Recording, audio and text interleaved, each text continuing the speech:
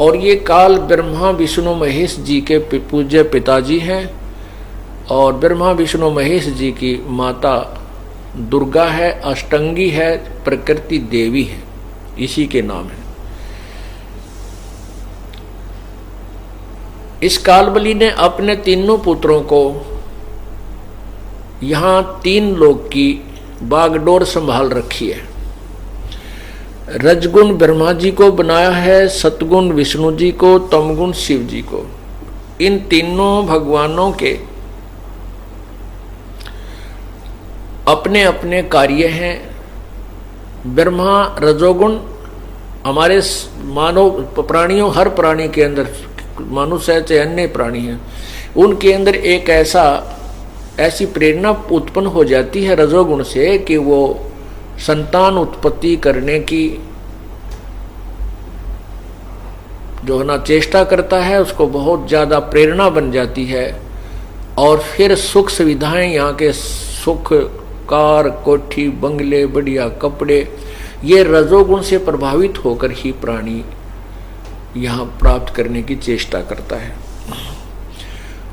और ये रजोगुण ब्रह्मा जी के कारण होता है।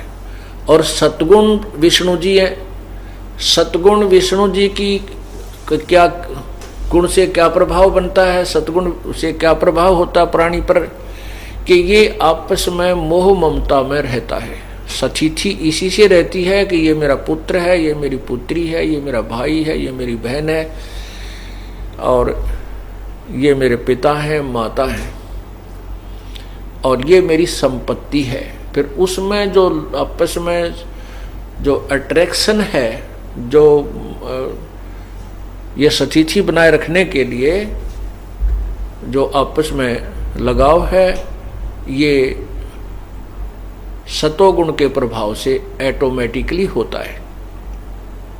ये जीव के बस की बात नहीं है।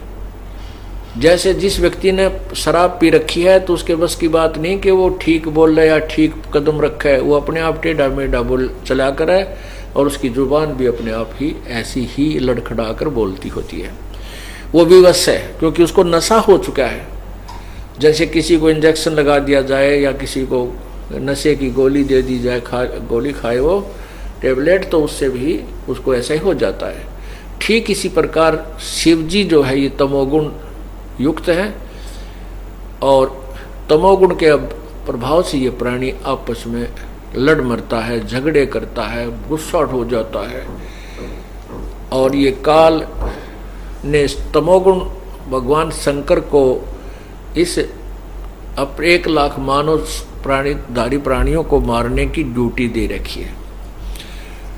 अर्थात तमोगुण शिव भगवान जो है ये हमारा संहार करता है।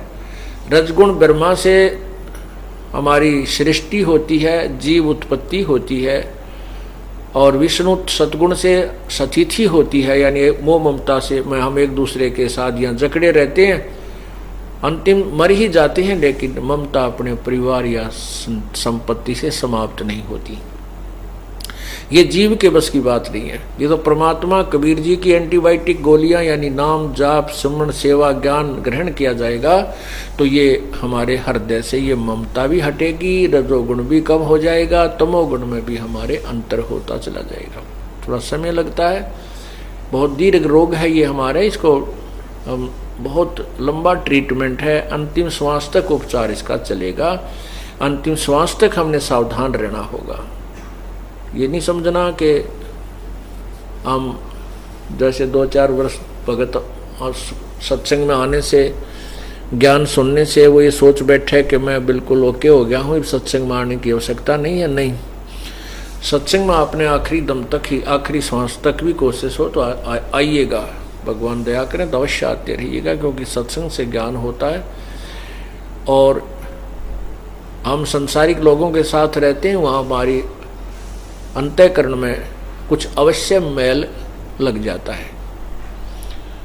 चाहे हम कितने ही अच्छे व्यक्तियों में रहें तो भी मैल हमारे अंतःकरण में लगेगा। जैसे कितना ही अच्छा बढ़िया कोठी बना रखी हो, चिप्स का उसके अंदर फर्श डाल रखा हो, दरवाजे खिड़की बंद कर दिए, जाएं और अंदर मेज 1 हफ्ते के बाद आकर खोलोगे तो मेज पर फिर भी बहुत जो है मैल जमा मिलता है। इसी प्रकार सत्संग में न आने से आपके अंतःकरण के अंदर मैल अवश्य लग जाता है, तो उसको साफ करने के लिए, पोछा मारने के लिए हमें सत्संग के वचनों की आवश्यकता पड़ती है। ये अवश्य लगाना चाहिए, अवश्य आना चाहिए।